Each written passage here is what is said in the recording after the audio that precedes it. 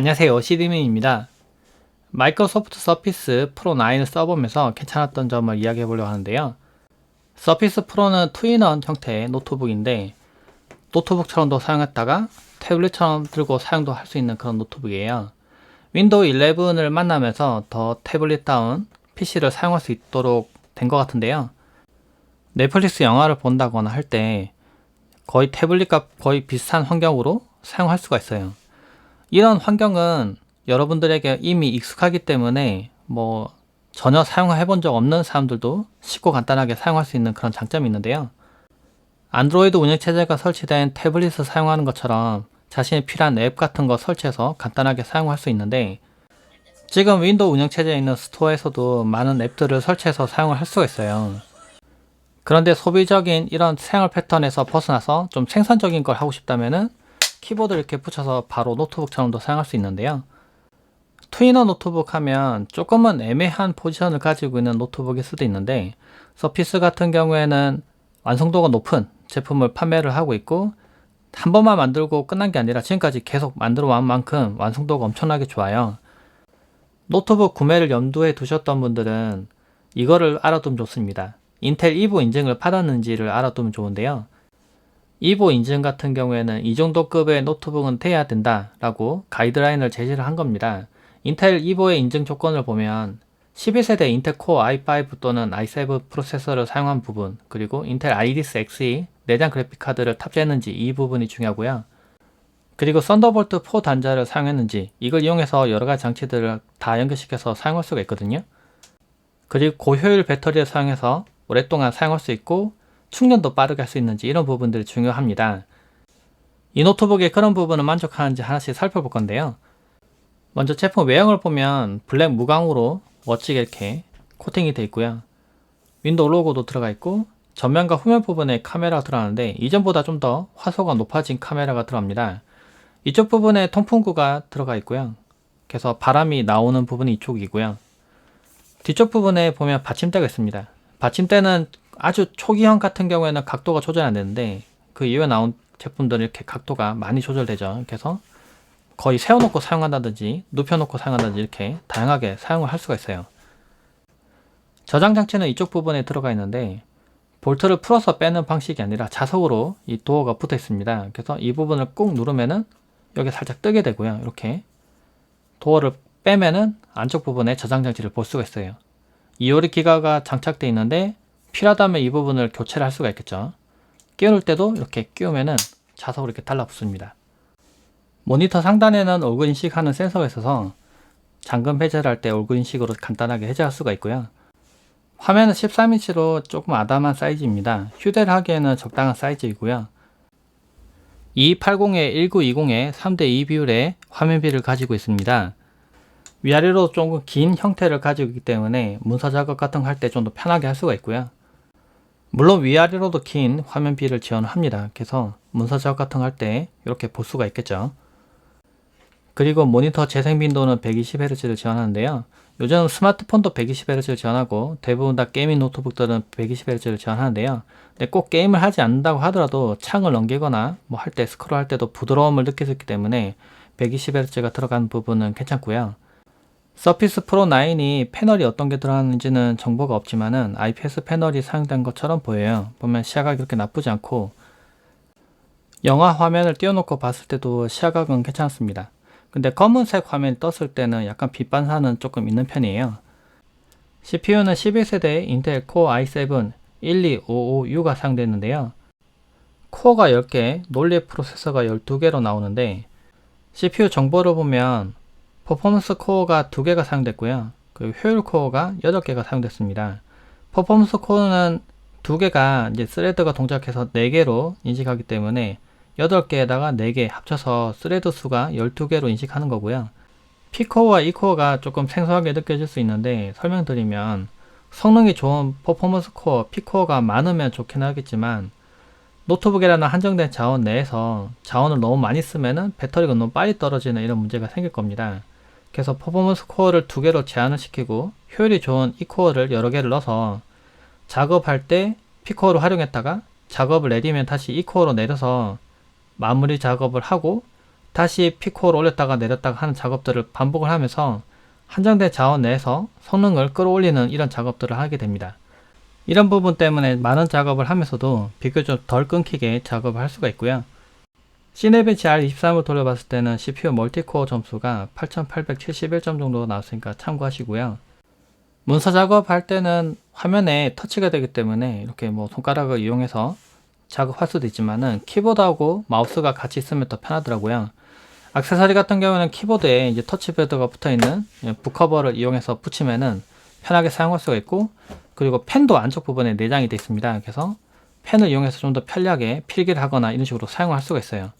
사용하지 않을 때는 이렇게 넣어놓고 덮으면 각도 조절도 가능하고 스키스도 있습니다. 내려서 평평하게 사용하는 것도 가능하고요. 서피스 프로를 블로깅 작업할 때 사용해 봤는데요. 포토샵을 열어서 제가 찍은 사진들을 넣어놓고 편집 작업을 하거나 했을 때 뭐 버벅이거나 느린 부분들은 크게 느껴지지 않더라고요. 프리미어 프로를 이용해서 영상 작업도 해봤는데요. 4K로 촬영한 고화소 영상인데도 뭐 작업할 때 크게 끊기거나 버벅이진 않더라고요. 이게 끊기면은 어느 부분에서 컷을 하고 자르고 붙이고 할 때 엄청 답답하고 작업을 이어나가지 못할 정도로 좀 답답하게 되는데요. 근데 그런 부분들은 크게 느껴지지 않았습니다. 물론 인코딩을 할 때 성능 자체는 CPU가 엄청나게 고성능 CPU는 아니기 때문에 약간은 더 기다려야 될지 모르겠지만 작업을 할 때 있어서는 뭐 끊기거나 하지 않아서 뭐 크게 무리 없이 할 수 있을 것 같아요. 왼쪽에 있는 썬더볼트 4 단자를 이용해서 DP 포트로 화면을 출력을 해봤는데요. 제가 사용한 건 USB-C를 DP로 연결시켜 줄 수 있는 케이블이고요. 165Hz를 지원하는데 이 모니터도 165Hz를 지원합니다. 그래서 실제 사용해보니까 부드럽게 움직이는 걸 볼 수가 있었고요. 물론 더 많은 장치를 빠르게 연결시켜서 사용하고 싶다면 썬더볼트 4를 지원하는 이런 허브를 사용하시면 됩니다. 하위 호환을 지원하기 때문에 썬더볼트 3톡도 연결시켜서 사용할 수가 있고요. 배틀그라운드 게임을 기본 내장 그래픽카드 이용해서 게임을 해보고 있는데요. 게임이 되긴 되지만 프레임이 30프레임 정도밖에 안 나옵니다. 그래서 원활하게 게임을 할 수가 없는데요. 이럴 때는 이 GPU를 사용할 수 있는데요. 썬더볼트 4 단자를 이용해서 그래픽카드를 확장시킨 겁니다. 이렇게 하면은 별도로 가지고 있는 데스크탑에서 사용할 수 있는 이런 그래픽카드를 여기서 활용할 수가 있어요. 이 GPU 박스에 모니터를 따로 장착하면 그래픽 성능을 더 높일 수 있지만은 저는 편의를 위해서 그냥 기본 모니터에 지금 띄워봤습니다. 프레임은 그전보다 2배 가까이 나오고요. 그래픽 옵션을 낮추지도 않았습니다. 그래서 게임을 하거나 할 때 크게 무리 없이 할 수 있겠더라고요. 이 노트북은 와이파이 6E를 지원하는데요. 제가 아쉽게도 유무선 공유기를 와이파이 6까지만 지원하는 제품을 쓰고 있는데 계속 속도 측정을 해보니까 거의 유선급 속도가 나옵니다. 뭐 이 정도면 그냥 유선 연결시키지 않고 그냥 무선으로 사용해도 크게 불만이 없을 것 같아요. 그리고 보여드렸지만 절전을 한 상태로 다시 깨울 때도 아주 빠르게 켜집니다. 그러니까 어떤 작업을 하다가 이동을 하거나 할 때 노트북을 끄고 다시 켜고 이런 작업 없이 그냥 화면을 덮었다가 절전된 상태로 다시 사용하고 싶을 때는 이렇게 펼치면은 얼굴 인식을 통해서 바로 이렇게 사용을 할 수가 있어요. 그리고 빠른 부팅을 지원하는데요. 제가 실제로 전원을 켰을 때 얼마나 빨리 켜지는지 테스트를 해봤는데요. 부팅되고 로그인 되는데 한 15초가 안 걸리는 것 같아요. 서피스 슬림펜 2도 좋았는데요. 이쪽 부분은 좀 얇게 되어 있고 여긴 조금 두껍게 되어 있는데요. 이렇게 쥐고 작업할 때 편하게 필기를 할 수가 있고요. 아주 빠르게 잘 따라오더라고요. 그 필압도 지원하기 때문에 실제 필기하듯이 그대로 입력을 할 수가 있습니다. 여기 있는 버튼을 통해서 펑션 키를 사용할 수가 있고요. 뒤쪽에 있는 부분을 이용해서 앱을 호출하거나 또는 이렇게 지우개처럼 지우는 것도 가능하고요.